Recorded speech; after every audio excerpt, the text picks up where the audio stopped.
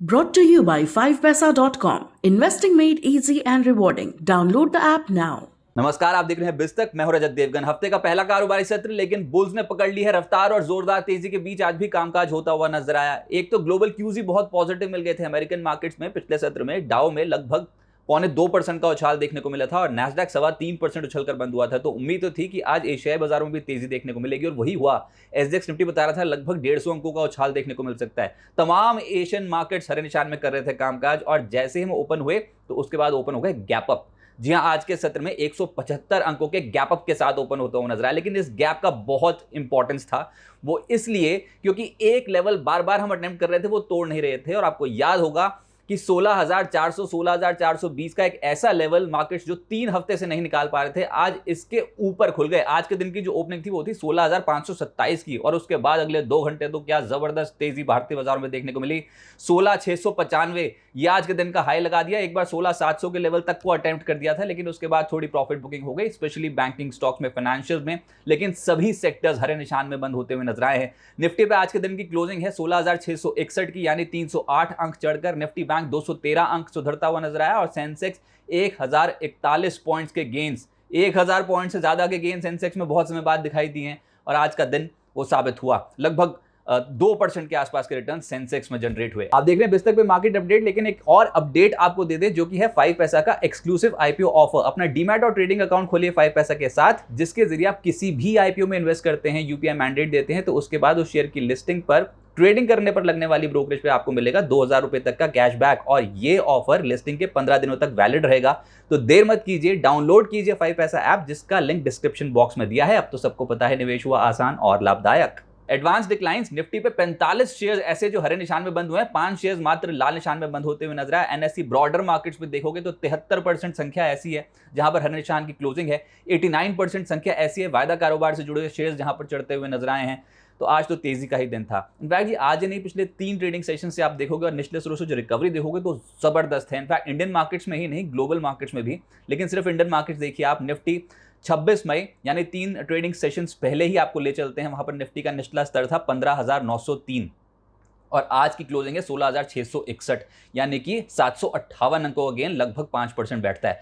Nifty bank 34,424 का लो लगाया था 26 मई को और आज की क्लोजिंग है 35,826 की, यानी कि 1,402 पॉइंट्स, यहां पर 4% का रिटर्न बैठता है। लेकिन मई के निचले स्तरों से रिकवरी देखिए आप। निफ्टी पे 12 मई को जो लो लगा था 15,735 का था और 15,735 के लेवल को हमने दोबारा अटेम्प्ट ही नहीं किया। इसके इर्द गिर्द घूमे थे 2-3 बार, लेकिन बार बार यहां पर जाते थे और खरीदारी आ जाती थी। 16,661 आज के दिन की क्लोजिंग है, 926 अंकों का गेन, यानी कि लगभग 6% का रिटर्न मई के लोअर लेवल से मार्केट्स दे चुके हैं। तो ये है शार्प रीबाउंड जिसके बारे में बात कर रहे थे। निफ्टी बैंक 16 मई को निचला स्तर छुआ था 33,001 का। जी हां, 33,000 के लेवल को दस्तक दे रहे थे, लेकिन आज की क्लोजिंग देखोगे तो उसके लिहाज से 2,825 अंकों का उछाल मिल चुका है। लगभग 8.5% उछल चुका है निफ्टी बैंक। तो यहां पर ऊपरी स्तरों पर थोड़ी प्रॉफिट बुकिंग हो भी गई, तो कहेंगे कंसोलिडेशन का फेज है। लेकिन हाँ, ये रिकवरी थी और ये मच अवेटेड रिकवरी थी। दिग्गज स्टॉक्स ही ओवरसोल्ड हो चुके थे, तो जब रिकवरी आई तो बहुत शार्प देखने को मिली। निफ्टी के गेनर्स आज के सत्र में एमएनएम, नतीजे बाजार को पसंद आए और स्टॉक छलांग लगा गया, रफ्तार भर गया 5% की। इसके अलावा टाइटन लगभग 5% उछला है। आज आईटी सेक्टर में बोलबाला दिखाई दिया इन्फोसिस का, लगभग 4.5% से ज्यादा के रिटर्न। अदानी पोर्ट 4.5% चढ़ गया और एलएनटी 4% उछलकर बंद हुआ है। लूजर्स की संख्या मात्र 5 है, लेकिन उनमें से जो टॉप लूजर्स है वो है कोटक महिंद्रा बैंक। पिछले हफ्ते का सरताज था। मई सीरीज में भी यहां पर काफी अच्छे रिटर्न्स देखने को मिले थे, लेकिन आज लगभग 2% के आसपास लुढ़कता हुआ नजर आया। जेएसडब्ल्यू स्टील 2% हल्का हो गया। सन फार्मा लगभग 2% टूटा है। डॉक्टर रेड्डीज, आईटीसी जैसे स्टॉक्स में आज के सत्र में मुनाफा वसूली देखने को मिली है। एफएनओ गेनर्स में एक कंपनी के नतीजे आए बाजार के दौरान और उसके बाद देखा कि एकदम से स्पाइक अप आता हुआ नजर आया, वो था डिक्सन टेक्नोलॉजीज। लगभग 11% का उछाल इसमें वायदा कारोबार में देखने को मिला। जुबिलेंट फूडवर्क्स के नतीजे आए, उसके बाद इस स्टॉक में भी लगभग 10% की चाल बन गई। सिटी यूनियन बैंक वीकेंड के दौरान नतीजे आए थे और नतीजे बढ़िया थे, 9.5% की छलांग लगा गया। इंटेलेक्ट डिजाइन लगभग 8% ऊपर। पिरामल एंटरप्राइजेस की पिटाई हुई थी पिछले सत्र में, लोअर लेवल से रिकवर कर गया और 8% की छलांग यहां पर। वायदा कारोबार में कुछ और स्टॉक जो चढ़े हैं उसमें है क्रॉम्पटन ग्रीव कंज्यूमर और रेन इंडस्ट्री, 6.5% से 7% ऊपर बंद हुआ है। एफएनओ लूजर्स में आज डॉक्टर रेड्डीज यहां पर 5% की गिरावट थी। जेएसपीएल में लगभग 2.5% की गिरावट देखने को मिली। Kotak bank, Torrent pharma, JSW steel, यहां पर आज गिरावट का दिन था। जेएसडब्ल्यू स्टील नतीजों के बाद फिसलता हुआ नजर आया, वीकेंड पे इसके नतीजे आए थे। सेक्टर स्पेसिफिक पहले पायदान पे consumer durables across the board खरीदारी देखने को मिल रही थी, लेकिन डिक्सन नतीजों का इंपैक्ट सबसे ज्यादा तेज तो यही चला है, लगभग 10%। इसके अलावा CG consumer, Crompton Greaves consumer लगभग 7.5% उछला है। बाटा कंज्यूमर गुड इंडस्ट्रीज जुड़ा हुआ स्टॉक यहां पर 5% का रिटर्न मिला। टाइटन में 5% का उछाल। हेवेल्स, वोल्टास, एम्बर एंटरप्राइजेस, वीगार्ड जैसे स्टॉक्स 2.5% से 3% मजबूत हो गए। रियल्टी, जब बाजार में अब शार्प यू टर्न आया है तो उसमें रियल्टी स्टॉक्स में भी लोअर लेवल से रिकवरी शानदार देखने को मिल रही है, और इन तमाम स्टॉक्स की जबरदस्त पिटाई हुई थी हाल फिलहाल में, लेकिन हम रिकवर देखिए आप कैसे कर रहे हैं। शोभा 9% चढ़ा, डीएलएफ 7% चढ़ा, लोधा डेवलपर्स लगभग 6.5% का उछाल। ओबरॉय रियल्टी, गोदरेज प्रॉपर्टीज और ब्रिगेड जैसे स्टॉक्स 3% से 5.25% उछले। आईटी स्टॉक्स तो अक्रॉस द बोर्ड खरीदारी है, इंडेक्स में कोई भी ऐसा स्टॉक नहीं जहां पर गिरावट देखने को मिल रही हो, यानी निफ्टी आईटी में अक्रॉस द बोर्ड खरीदारी। कोफोर्ज पहले पायदान पे लगभग 6.5% उछल गया। माइंट्री 5% से ज्यादा उछला। L N T infotech 5%, Infosys 4.5%, Mphasis, HCL technologies, L N T technology services 3.5% से 4% का return. Tech Mahindra, TCS, Wipro जैसी दिग्गज कंपनियां 2% से 3.5% का ब्रैकेट है इनके रिटर्न्स का आज के सत्र में। मीडिया कंपनियां जिसमें Dish TV, Hathway, PVR, INOX Leisure 4% से 6.25% मजबूत हो गए। Saregama, Zee, TV 18 broadcast, network 18 और सन टीवी में भी हरियाली देखने को मिली। आज निजी बैंक्स के कंपैरेटिवली सरकारी बैंक्स का नंबर आ गया, और सरकारी बैंक्स में जो खरीदारी हुई है आज, जिसमें bank of Maharashtra top gainer है, लगभग 6% से ज्यादा उछल गया। यूनियन बैंक 6% उछल गया। कैनरा बैंक में 5.5% का उछाल। PNB, IOB, UCO bank, bank of India और बैंक ऑफ बड़ौदा 3% से लगभग 4% उछलते हुए नजर आए हैं। और ये बहुत बीटन डाउन स्ट्रक्चर्स थे जब रिकवरी आ रही थी हाल फिलहाल में, तो निजी क्षेत्र के बैंक्स पार्टिसिपेट कर रहे थे, सरकारी बैंक्स नहीं कर रहे थे। आज सरकारी बैंक्स चल पड़े।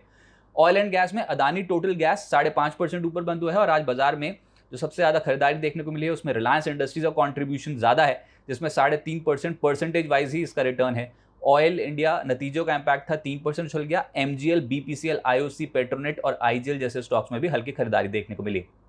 ऑटोज में एमएनएम में 5% का रिटर्न है, नतीजों का इंपैक्ट। टाटा मोटर्स 3% चला। बालकृष्ण इंडस्ट्रीज, सोना Comstar, TVS motor, hero MotoCorp, Bharat forge जैसे स्टॉक्स में आज रफ्तार तेज देखने को मिली है। लेकिन यहां पर इंपॉर्टेंट ये है कि अब ऑटो नंबर्स क्लोजली ट्रैक होंगे, तो अब जब ये मई के ऑटो नंबर्स आएंगे तो उसके बाद एक बड़ा इंपैक्ट इन ऑटो कंपनियों पर पड़ सकता है। देखते हैं कि जो चाल बनी है ये और कंटिन्यू होती है कि नहीं।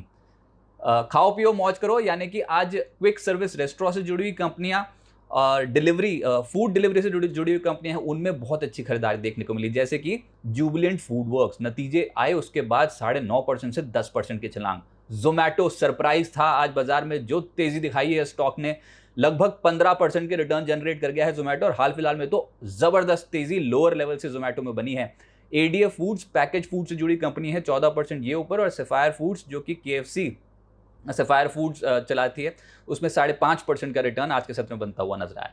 मिड कैप गेनर्स में आज पहले पायदान पे है यूनिकैम लैब्स, 13% एक ही दिन का रिटर्न है।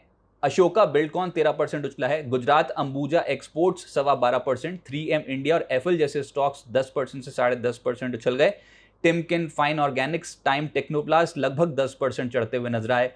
कर्नाटका बैंक के नतीजे आए थे, अच्छे थे, 8% का रिटर्न यहां पर मिला, और बालाजी अमीन्स में भी 7.5% के रिटर्न मिलते हुए नजर। अगर बाजार अब कंसोलिडेट भी हो जाता है तो काफी ऐसे मिड कैप्स हैं जो अंडर वैल्यूड हैं, बीटन डाउन है, और लोअर लेवल से हो सकता है कि तगड़ी रफ्तार अब मिड कैप स्टॉक्स में देखने को मिले, तो रडार पर रखने होंगे। आज की लिस्टिंग बिल्कुल मार्केट्स के मूड माहौल के मुताबिक नहीं हुई। इथॉस लिमिटेड जो कि प्रीमियम घड़ियां बेचने के कारोबार में है कंपनी, लिस्टिंग अच्छी नहीं थी। लिस्टिंग वाले दिन निवेशकों को उठाना पड़ा है घाटा।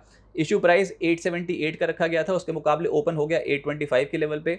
हाई लगाया है 839.95 का, यानी कि अपने इश्यू प्राइस तक पहुंच ही नहीं पाया शेयर। क्लोजिंग हुई है 801 रुपये 40 पैसे की, लगभग 0.9%। पहले ही दिन स्टॉक में गिरावट देखने को मिली है, और पहले दिन निवेशकों को हो गया घाटा।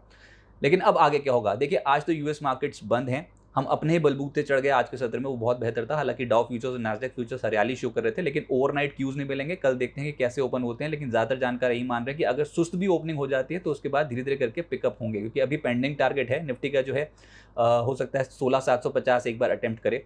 ऊपर से 31 मई यानी कि कल MSCI रीबैलेंसिंग लागू होनी है, इंप्लीमेंट होनी है। MSCI में ऑलरेडी बदलाव हो चुके हैं लेकिन कल इंप्लीमेंट हो जाएंगे, ये इंपॉर्टेंट है। कल भारत के Q4 GDP आंकड़े भी आने हैं, हम एक्सपेक्ट कर रहे हैं कि स्लो डाउन देखने को मिलेगा। Q4 GDP ग्रोथ 5.4% से घटकर 4% रह जाएगी।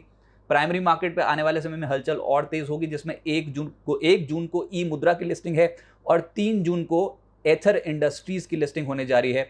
गुरुवार को यूके के बाजार बंद रहेंगे, शुक्रवार को यूके, हांगकांग, चाइना के बाजार बंद रहेंगे। टेक्निकली निफ्टी कैसा लग रहा है? देखिए, जैसे मैंने कहा कि 16,750 ये बहुत इंपॉर्टेंट लेवल है, इसको बहुत क्लोजली मॉनिटर कर रहे हैं हम, लेकिन बाजार में बहुत ज़बरदस्त खरीदारी आई है, जैसे हमने आपको शुरुआती आंकड़ों में आपको ऑलरेडी बता दिया। अब निचले स्तरों पर अगर बाजार लौटा 16,480 16,500 की रेंज पे, तो हो सकता है कि यहाँ से फिर से एक अटेम्प्ट लें बुल्स और फिर से तेज़ी का माहौल बनाना शुरू करें। लेकिन अब ये बाय ऑन डिप की मार्केट बनेगी, ऐसे भागते बाजार को एकदम से लपक के खरीदना ज़रूरी नहीं है। थोड़ा अगर सुस्त भी हो गया, कंसोलिडेट भी हो गया, तो बहुत ऐसे स्टॉक्स मिलेंगे जहाँ पर अब कहीं ना कहीं खरीदारी बनती नजर आएगी, स्पेशली मिड कैप सेगमेंट पे। थोड़ा हल्का होने दें, बाजार पे ऊपरी स्तरों पे थोड़ा रिट्रेसमेंट होने दें, उसके बाद अपनी पोजीशंस बनाना शुरू करें। एक पॉइंट ये था कि निफ्टी बैंक निफ्टी के मुकाबले आज अंडर परफॉर्म करना शुरू कर रहा था, और आप देखोगे कि निफ्टी सरेंडर नहीं किया क्योंकि उसमें रिलायंस इंडस्ट्रीज IT का कॉन्ट्रीब्यूशन आज ज़्यादा हो गया, लेकिन निफ्टी बैंक डे लो के आसपास बंद होता हुआ नजर आया। अब देखते हैं क्या ये मुनाफा वसूली कल बिकवाली में कन्वर्ट होती है कि नहीं, लेकिन हाँ, निफ्टी बैंक में हाल फिलहाल में बहुत ज़बरदस्त खरीदारी हुई है और ऊपरी स्तरों पे आज हल्का हो गया। लेकिन एक सवाल, देखिए, इस बार जब निफ्टी ने लो लगाया 15,730 के आसपास, तो क्या आप पोजीशंस बना पाए? आप अगर एकदम से बॉटम ढूंढने जाएंगे ना, बाजार पे मिलेगा नहीं। एकमात्र पूंजी जो हम बार बार कह रहे थे कि सिस्टमैटिक इन्वेस्टमेंट कीजिए, बाजार इंपॉर्टेंट लेवल पे पहुंच चुका है। 15,700 15,800 का बहुत इंपॉर्टेंट लेवल था, वहाँ से अगर और हल्का हो जाता तो आपको तो सिर्फ सिस्टमैटिक इन्वेस्टमेंट ही करनी थी, क्योंकि बाजार में अगर एक शार्प यू टर्न, एक रिवर्सल देखने को मिला, तो अब उन्हीं का ये पैसा बना है जिन्होंने उस समय हिम्मत की और इस समय उनको एक बहुत बेहतर रिवॉर्ड मिलता हुआ नजर आया। वो सिर्फ इसलिए क्योंकि वो ओवरनाइट रिस्क लेने को तैयार हुए और सिस्टमैटिक इन्वेस्टमेंट करते चले जा रहे थे। तो यही एकमात्र कुंजी है बाजार में पैसा बनाने की। घबराने की जरूरत है नहीं, अगर कोई डिप आ जाता है तो आप सिस्टमैटिक इन्वेस्टमेंट जो है फिर से कंटिन्यू कर सकते हैं। हिम्मत करनी पड़ेगी अगर पैसा बनाना है तो, लेकिन हाँ, बाजार ने एक बार फिर से करवट ली है और अब लोअर लेवल से एक बहुत स्मार्ट रिकवरी इंडियन मार्केट्स पे देखने को मिल रही है।